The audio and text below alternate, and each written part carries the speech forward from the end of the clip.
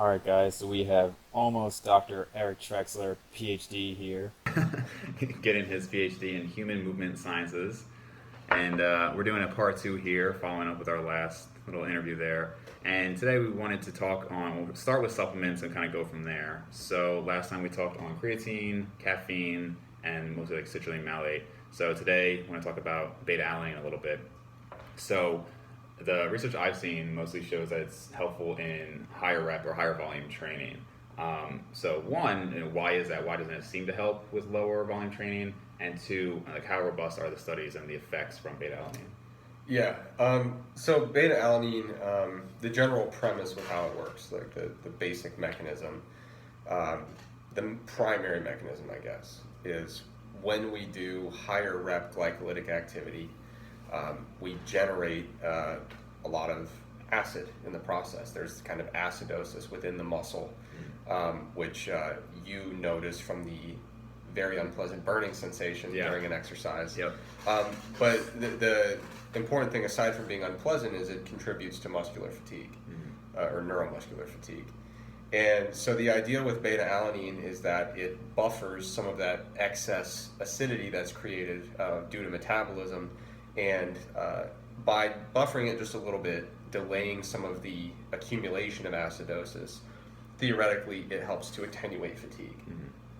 So the real take home there would be that instead of failing at 18 reps, you got 21 reps or something like that. Yeah. And the reason I use a high number is, as you mentioned, when we talk about beta alanine, we're usually talking about things that are limited by that pretty awful accumulation of acid, right? That really annoying acidosis that's quite unpleasant.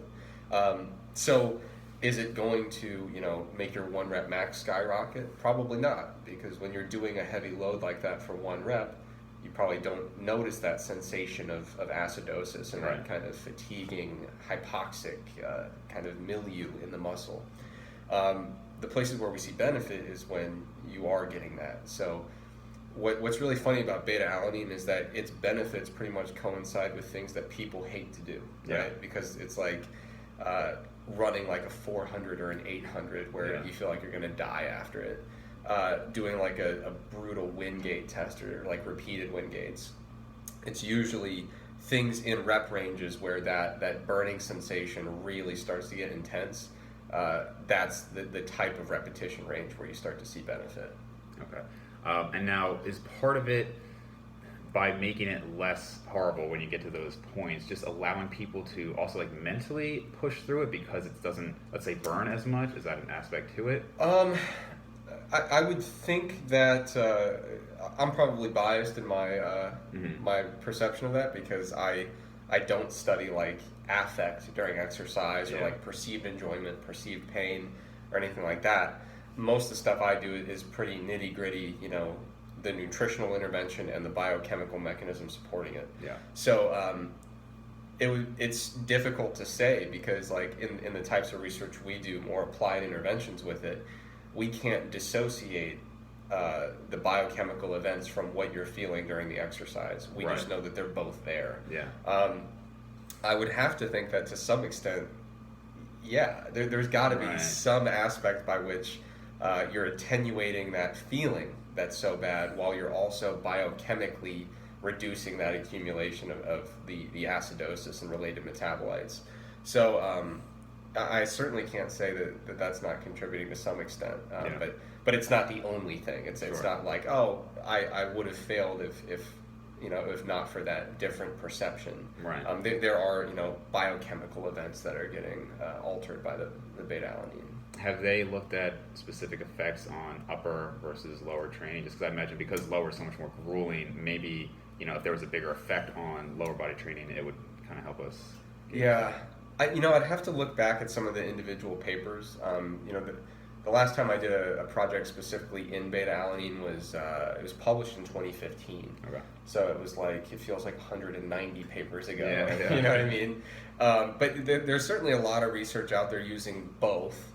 But I'd have to look back and see. But from a theoretical perspective, where we would expect it to really do its thing is when you're activating large tissue masses for relatively high numbers of repetitions and really letting that acidosis accumulate. Right. So I would imagine, yeah, those grueling lower body, big muscle activity type exercises are where you start to really see Yeah. a lot of benefit. Okay. And so then I would mention, for me personally, I don't think that many supplements are worthwhile if you're trying to gain a lot of muscle. But I would say beta-alanine, pretty much the ones we talked about, beta-alanine, creatine, Right. caffeine, citrulline malate, that's really all that comes to mind. I've seen some on yohimbine combination with caffeine when fasting, but not a lot. Yeah. And it seems like the more studies we have coming out, the more evidence we have against using supplements or like any like long-term effect. Yeah. So, or do you agree with that for one? And what is your experience there? Yeah. So, so I was always interested in supplements. So like, yeah, even when I was in high school, I was taking supplements because I just thought they're really interesting, Yeah. cool.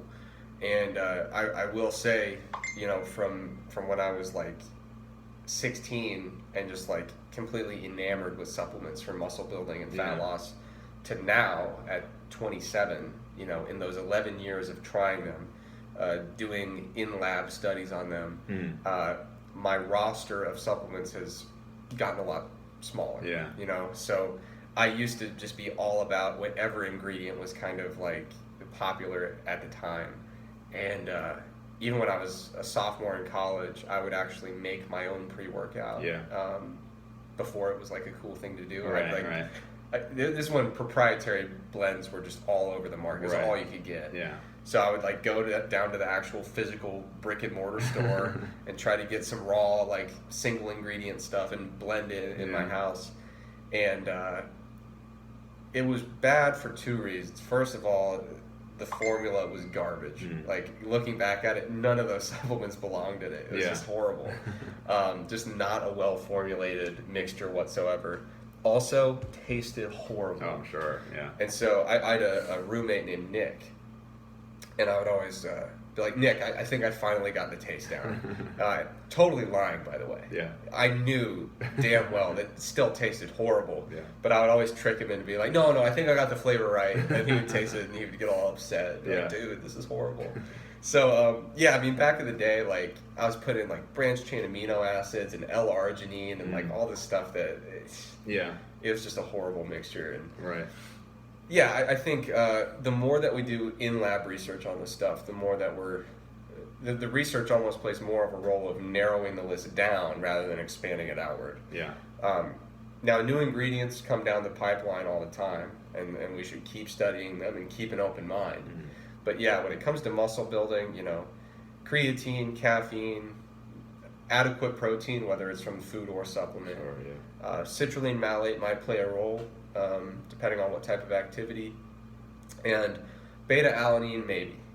With beta-alanine, it really does come down to what kind of repetition range, what kind of rest period you're using. If you're not working in rep ranges with rest periods, that would, basically cause you to have that acidosis effect and really accumulate that fatigue from set to set or within a set, then the beta-alanine could even, in some circumstances, probably not be warranted. And that always makes me wonder too, because when they look at those studies and they say, okay, if we make rest time shorter and the higher reps, we see an effect.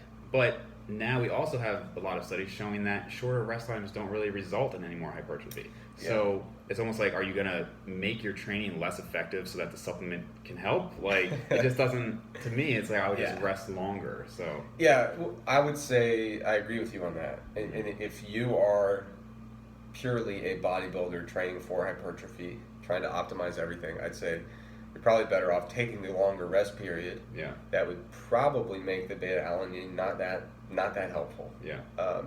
You could do, keep your rep range in the kind of general 6 to 12-ish, 6 to 15-ish, 2 or 3 minutes between sets. Probably not getting a ton out of beta-alanine. Yeah. The beta-alanine, you should never alter your training and be like, well, I invested in this dose of beta-alanine, right. so how am I going to make this thing worth it? Yeah. That's kind of like reverse engineering the whole process, Yeah. right?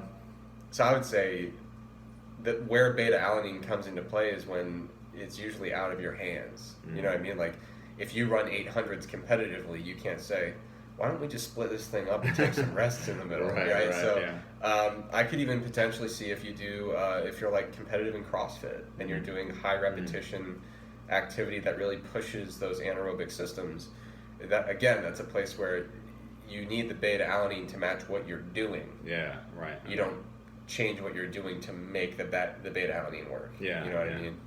Yeah, it's your story with your friend Nick was pretty funny. It reminds me. So I talked with Scott Stevenson, like one of my earlier talks, about this story. And so my brother got into lifting probably about 5 or 6 years ago, and he's older, but I was doing it way before him. Because he kind of looked at me as like, okay, you've got the knowledge, just tell me what to do.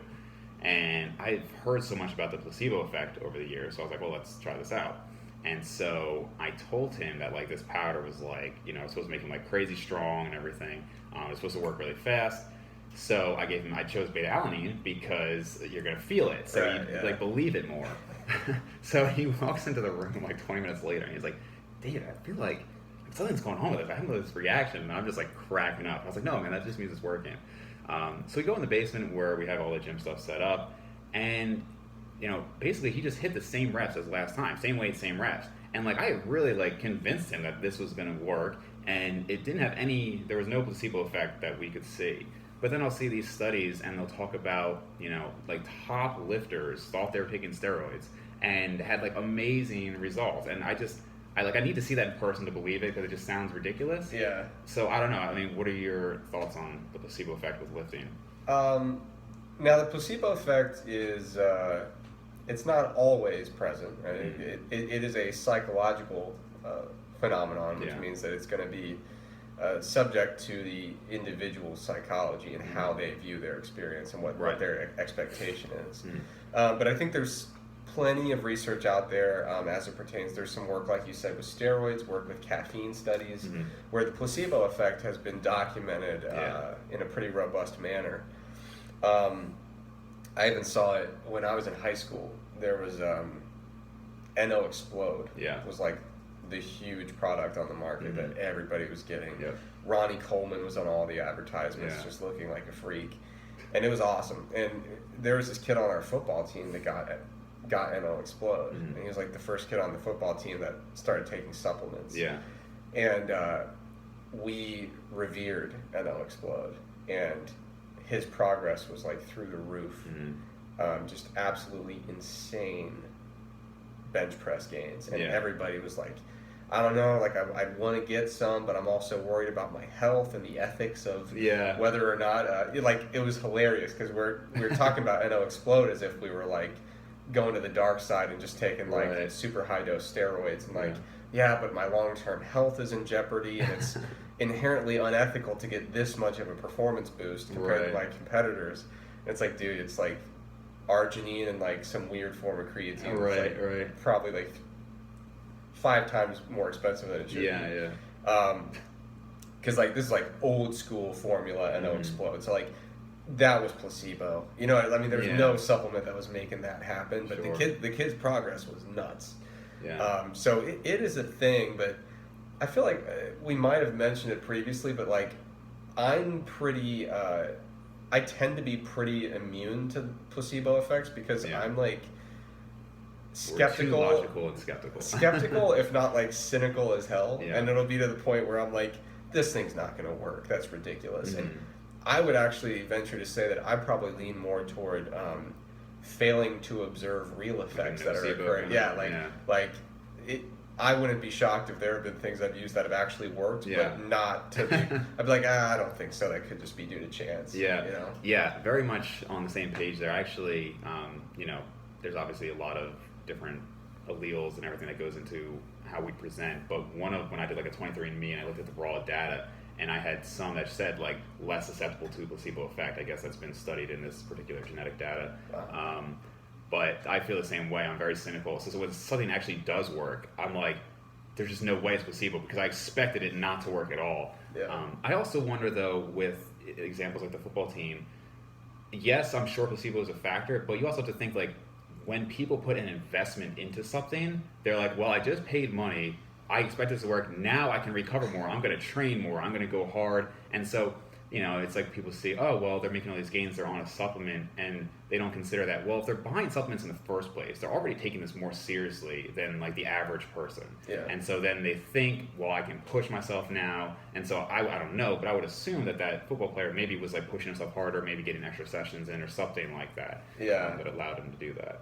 I definitely did that myself once. Yeah. I bought this, like, it was just some stupid herbal supplement, looking back, it's like, why would you do that? But it was, for at the time, as like a really poor undergrad student, it felt very expensive. Yeah. You know what I mean? Like, I'm still like, now I'm like a wealthy grad student, right? Like, I'm still poor. So, but like, when you're an undergrad and like you're really hurting for cash, you're like, any investment's a big investment. Mm-hmm. And so it was like every time I worked out while I had this like 40-day supply of this like herbal supplement, I was like, I really need to make these workouts count. Because like I paid, almost $3 for this workout in supplements alone, Yeah. So that's definitely a thing. And I gained a ton of weight while I was taking that supplement. Mm-hmm. But in hindsight, it was because I just was like, every training session was like, you better make this thing count. Right, yeah. And that's even a trick that I've used. I've been in college for 10 years. Right. I finished my PhD like 3 or 4 days ago, but it's been a 10-year process. Yeah. And there's been times during that 10-year process where you got, you're teaching classes, you're taking classes, you're running studies, and you're just like, there's a very good chance I'm going to skip a workout today. Right. But one of the like tricks that I use, and I really feel like skipping a workout, is just like take a scoop of pre-workout, and then you're like, well, I just invested like $1 into this thing, which still hurts as a grad student. Yeah. And what the hell am I going to do with these 400 milligrams of caffeine? Right. It's like, so from the money and from just the like, well, I got to do something with these ingredients that are now coursing through my veins, Yeah. I actually have multiple friends who take pre-workout to study, though, surprisingly. Oh, yeah, I would not enjoy that. Yeah. One thing we're going to talk about is, so you've done now 3 contests, right? 2017 was the last one? I did one in 2011. I did 2 different ones in 2013. Okay. And then I did 2 different ones last year, 2017. Okay, so 5. And what was, I think you told me before, but what was your weight in the last one? Man, so there's a story behind it. Did I tell you the tortilla chip story? No. Okay. Sounds like a good story. So I did not intend to really prep for my last prep. Okay. But I was really busy running a study and just kind of like living at the lab. And I knew I should get some carbs and some fat into my diet, but the way, like, I'm pretty okay with not eating good food. Okay. So every morning I just pack like little Tupperware, fill it halfway with spinach, halfway with chicken. Packed 4 of those, I got 4 meals today. Yeah. I'm like, well, I need some fats and some carbs, and I'm lazy and busy and all that. So I would just bring like a family-sized bag of like tortilla chips. Yeah. Like that should theoretically last like several days. Right. And I would just eat it all day, every day. Yeah. And this was the prep, or this was just you just... This was just my day-to-day life. And I was like, you know what, guys? I was talking to my lab mates. I was like, I'm an adult. I shouldn't be eating like a bag of tortilla chips every day. I know better than this. This is just me being stupid. Yeah. So I stopped. And weight just started falling off of me. Just from like a little, like just, okay, we'll stop doing stupid things. Yeah. And then I was like, oh, I kind of like how I feel, and I'm liking how I look a little bit more, so I might go for a run every now and then. And all of a sudden, I was just running when I felt like it for fun, not eating tortilla chips in excess every day. And I realized I was about halfway through a prep without thinking about it. Yeah. And I was like, I might as well just finish this thing off and do a show or 2. Yeah. And so then I actually got serious about it and made some more thoughtful changes. And then I did a show and turned pro, and then I did my pro debut a couple weeks later. But the whole thing started as just, hey, maybe just don't be an idiot and eat. So your last show, you went pro? Yeah, I went pro, did my pro debut. Okay. That was the last couple. Very cool. And because I think you said like 145 is what you compete at. Oh yeah, I never answered your question. Yeah. Yeah. What weight I was. So I started my prep around 180-ish. Okay. And if I was intending to prep, I would have gotten heavier. Yeah. So I wasn't thrilled with my size Okay. in my competitions, but I was like, well, I've got what I've got. Might as well just get really lean. Yeah. There was actually a day during prep where I think I got down to 138. Holy shit. And it was cool looking, but Yeah. also just it was pretty gritty. Wow. Like there's just not an ounce of fat on me. So all things considered, I was happy with the prep because I got very, very, very lean. I think on stage I was probably about 141, 142. Wow. How long did that take? You're talking 40 pounds. See, that's the most annoying thing. I'm not really certain because most of the prep was so gradual and thoughtless that Yeah, you're just kind of. I was halfway through based on like weight and body composition, but Right, I didn't actually really know when that prep started because Yeah. it was a gradual kind of, oh, well, stop doing that stupid thing, maybe start running sometimes. Yeah. And all of a sudden I was like, okay, well, I'm about, probably 12 or 15 weeks out just Yeah. based on how I look and feel, Gotcha. What's your weight now? Like sitting at? Well, like I said, I finished my PhD like 3 days ago. Yeah. I like barely lift anymore. I'm probably, without checking, probably like 175 ish. Yeah. That's like the thing I'm most excited about now that I'm not like living in the lab is being able to prioritize my training a little bit more. Yeah. Because I'm happier and I feel better when I'm lifting well. But sometimes it just has to take a back seat. Yeah. When I was with Greg and he was saying how the camera like adds 20 pounds of fat and like takes away 10 pounds of muscle, and I agree because I only saw really from like here to here on you before, but if you guys can't see, his traps are like up to his ears. So if you haven't been lifting recently, that's pretty impressive. Well, I appreciate that. Yeah, I mean, I was talking to Greg about this, and so like I'm obviously going into business with Greg in January, Yeah. Stronger by Science. So he and I hang out all the time. We're good buddies, and I know for a fact that for about 3 months he did not touch a weight. Yeah. I'm oh yeah. certain of When it. I was with him, he said he lifts like once a month. Yeah. Maybe. He wasn't even doing that Yeah. for like 3 months, and he was like, "Yeah, I think I'm gonna go like do a workout or something," and like immediately was still able to pretty easily deadlift well into the 600s, and it's just like he's like completely immune to detraining. Yeah. And I feel like in terms of like my strength plummets when I don't train, but it comes back very quick. But yeah, even if I just like, even now I've just started to get in a little bit more consistently, and it comes back. Yeah. Like I'm already feeling a lot better about my physique and how I feel and Yeah. stuff. Physically feel like I have no emotional connection to my physique at all. Like, Yeah, that's I know something. like some people get like they really feel down when they're like not in peak condition. Yeah. That's just not at all how I view it. That's interesting. That's pretty rare mindset for a bodybuilder. It is, but I people that I like coach, like clients and stuff, I wish that it was easy to like get people to view it that way. Yeah. But for me, the bodybuilding's always been an excuse to put the theory into application and Yeah. just to watch what happens with training, weight loss, weight regain.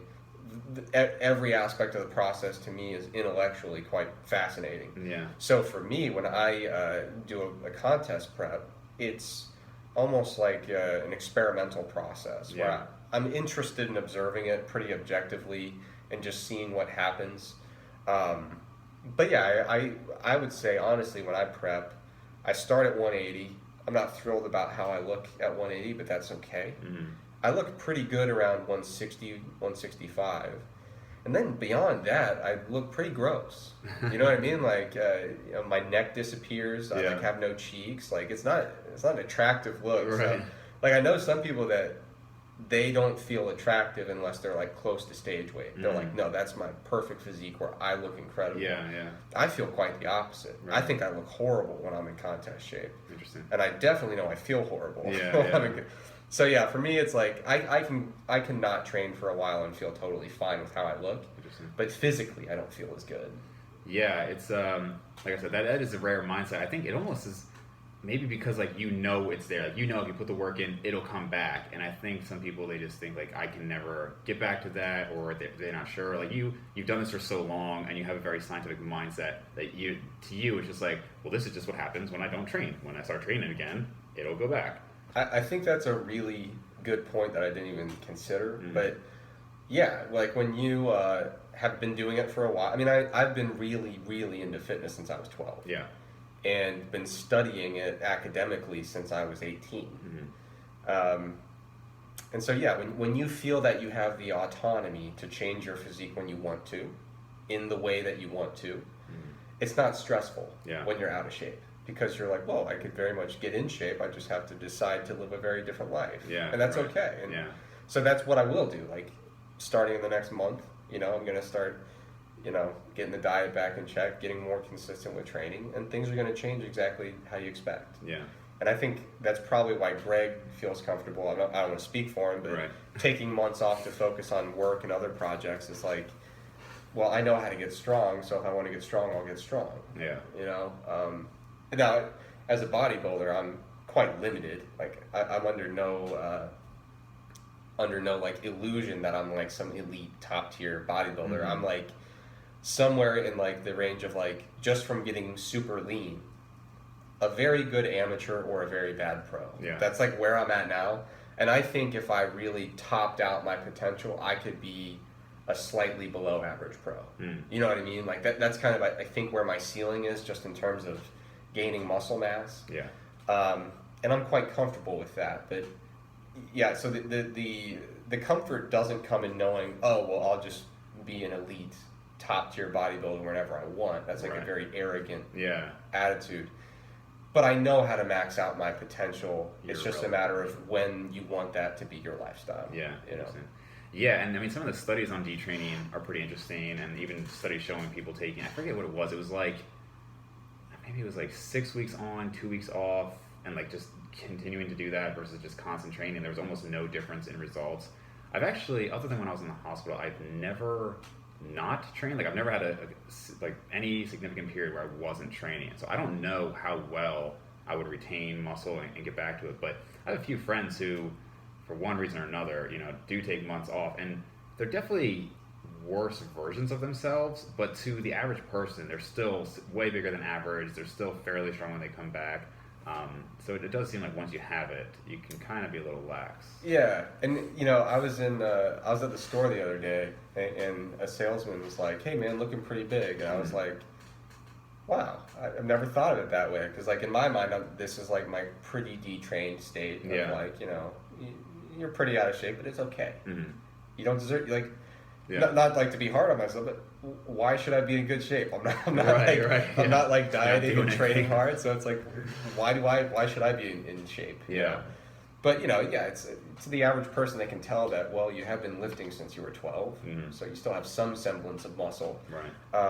If he wasn't trying to sell me things, I don't know if he would have been that forthcoming with a compliment. But so that also factors in. But yeah, I mean, the detraining, there's the studies that show like pretty tangible detraining in as short as like 7 days, which can be disconcerting when you read it. But Mike Roberts, we were just talking at an event at Coastal Carolina, and he was talking about how gains in muscle size are pretty linear-ish within a short-term training period, not a career. Sure.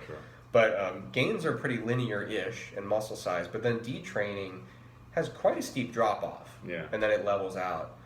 And his suggestion is that what we might be seeing with some of that initial detraining is probably a lot of neural factors when it comes to strength, but when it comes to that size drop-off, it might be that the sarcoplasm is growing quite extensively when we train, and that sarcoplasmic fluid shift can actually quite rapidly return to normal. But if that's the case, then you're probably not losing a lot of the actual contractile tissues that really take the time to build over time. So like, some of that initial detraining is almost certainly neural, and then also sarcoplasmic in nature. I shouldn't say certainly, but there's justification to think that even when we see like a pretty dramatic drop off acutely, usually what you can lose quickly, you can also recover quickly. Yeah. You know what I mean? Yeah. So like whenever I'm working with somebody and they're concerned about like, oh, I have to take 2 weeks off because I'm sick, injured, a trip, whatever. I'm like, if you can lose it in 2 weeks, we can get it back in 4. Yeah. Like for sure. Yeah. Probably shorter. I was gonna say, yeah, probably. You know what I mean? But like even to like just completely put their mind at ease, it's like if you can lose it in 2, we could probably get it back in 2, but we can definitely get it back in 4. Right. You know. Yeah. So yeah, I wish people would spend a little less time stressing out about really short-term detraining. Yeah, yeah. The only other thing I wanted to mention was, so I've never competed. You know, I've gotten pretty damn lean, but I've never actually stepped on stage. But I think we've both gone through the hell that is a long-term cut.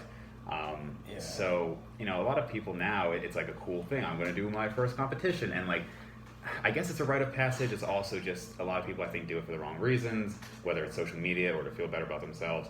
And they might not know what's in store. Yeah. So, can you know, you mentioned the first half was pretty easy, but that, you know, latter half or maybe like the last like quarter of a prep, I mean, you know, where does your mind go there? What are some of like the lowest points you've had during that? Yeah.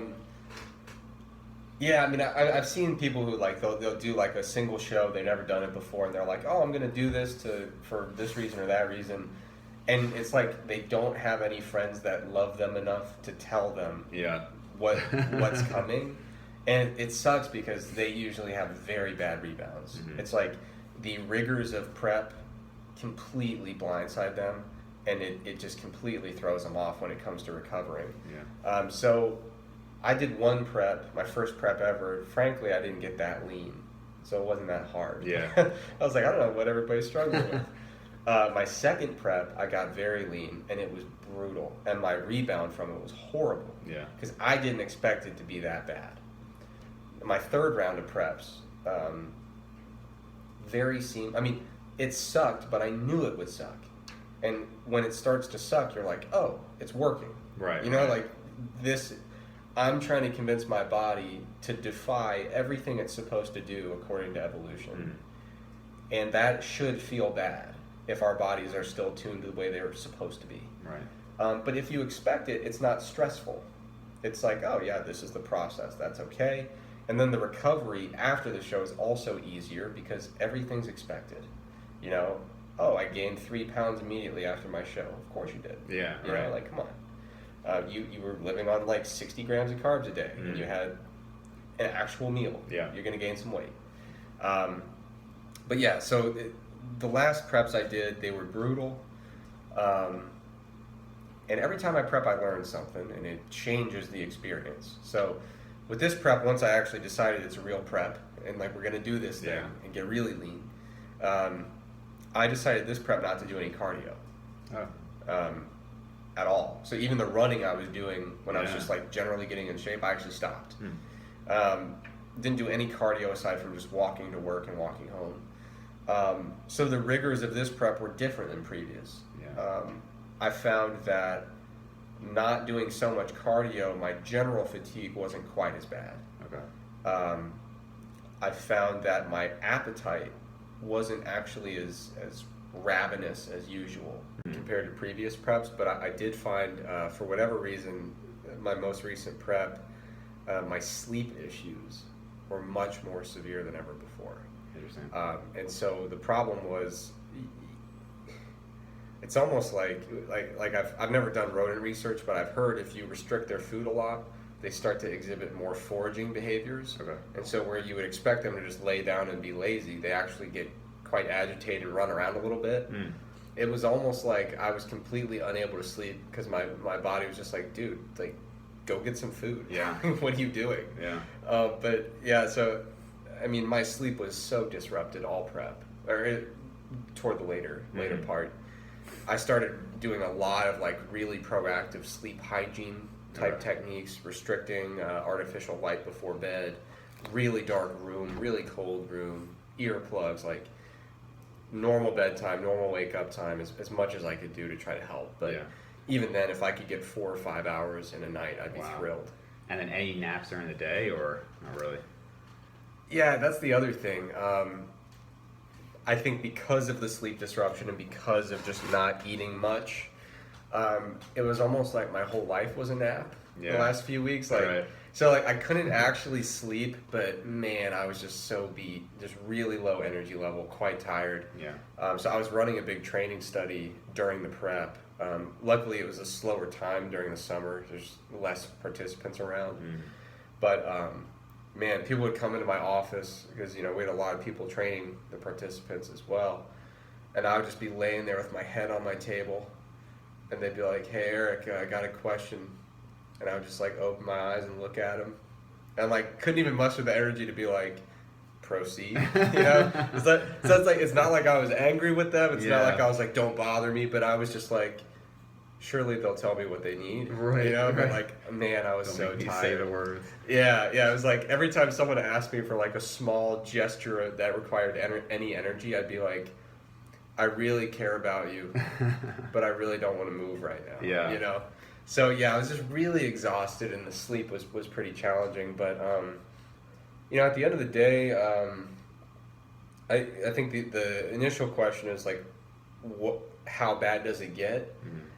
Toward the last few weeks, pretty bad. Yeah. And one of my big ambitions and aspirations is over time to continually find strategies to make it easier and easier.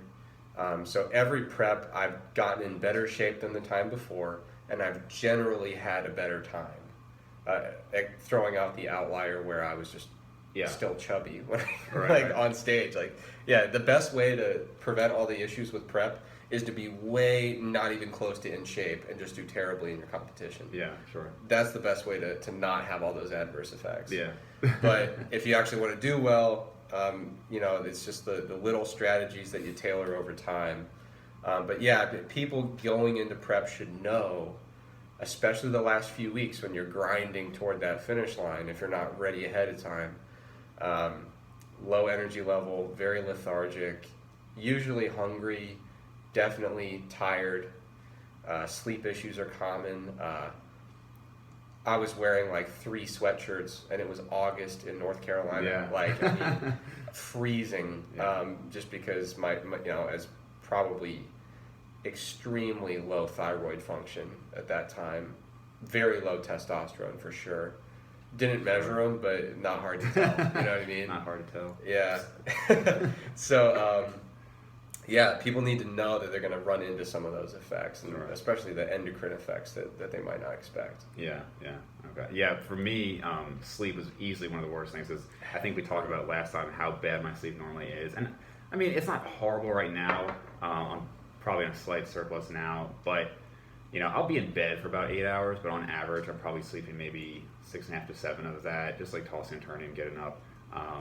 But when I was like really harshly dieting, I would say around 5 to 6, and it would just like I would wake up at 3 in the morning and I would be starving, and I didn't want to like condition my body that if I wake up starving I'll go eat, but I also knew if I ate I could fall asleep. So every once in a while I would get up and I'd have like a big bowl of oatmeal and I would just be out and I'd finally get good sleep. But now I've taken away 300 calories from my day, and so it was just this cycle. Like it just sucked.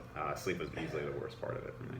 Yeah, and that's the other thing, like, especially late in prep, where it's like, you start thinking, like, every time you want to eat a meal, you're like, am I ready to waste a meal? Yeah. You know what I mean? You're like, but if I eat it now, then I can't eat it later. Yeah, and I would be very sad. You just wait until the end, and then you just... Yeah. But there were plenty of days where I'd wake up at, like, 2 or 3 in the morning, I'd just be like, well... guess I'm going to work. Yeah. I'm just going to the lab, because what else am I going to do? Yeah, sometimes I would do like 3 a.m. workouts if I could, just because it was like, well, I'm already up. Yeah. And oftentimes I'll try to like beat the fatigue, if that makes sense. Like before my body realizes how freaking exhausted it is, I'll do the workout. Because if I wait until like this afternoon, I'm just going to be way too dead to move. So. Yeah. But I will say, like, the silver lining is, like, when you expect these things, they're not as jarring. Yeah. And you can live with it, and you can manage any kind of symptoms you're feeling and try to attenuate them.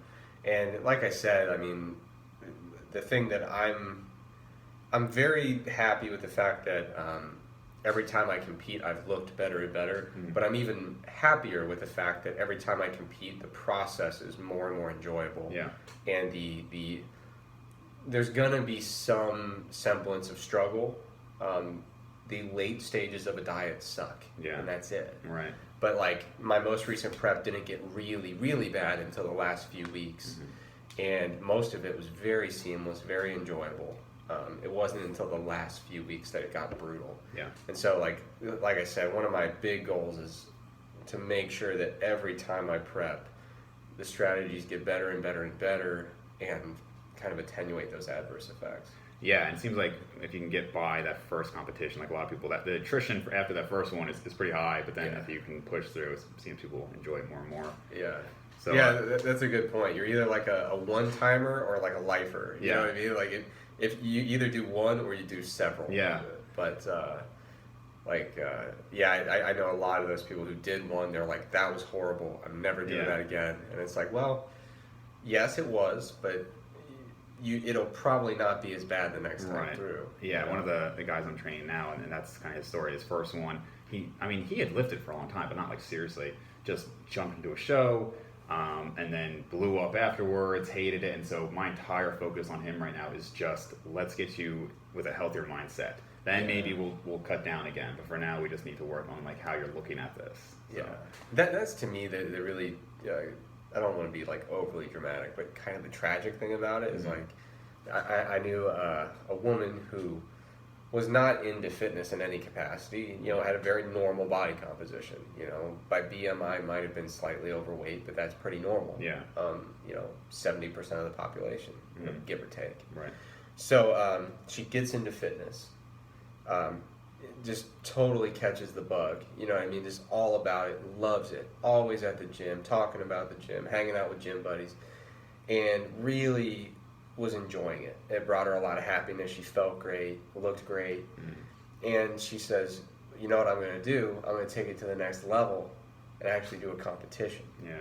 So she has a horrible time. I think she probably got some pretty shaky advice for how to do the prep.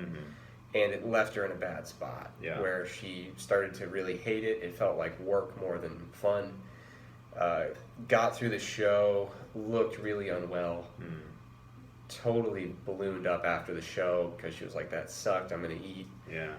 And the process of kind of the rapid weight gain after the show just took the wind out of her sails, and she was done with fitness. Yeah. Like not even, she went from being like, it was her favorite thing to do, did the competition, did it in a really backwards approach, and then no longer had any interest in the gym. Yeah. So she lost all that joy that it brought her, which is it is unfortunate. It's terrible.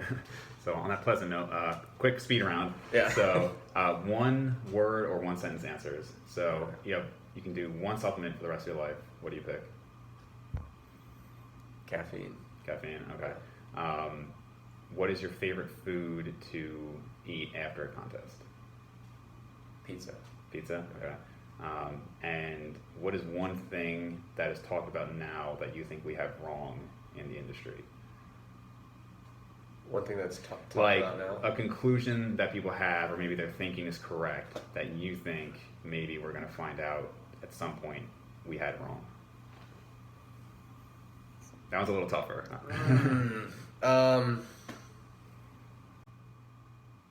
Man. That's tough, man. Yeah, there might not be an answer. There might not be an answer. I don't know, because...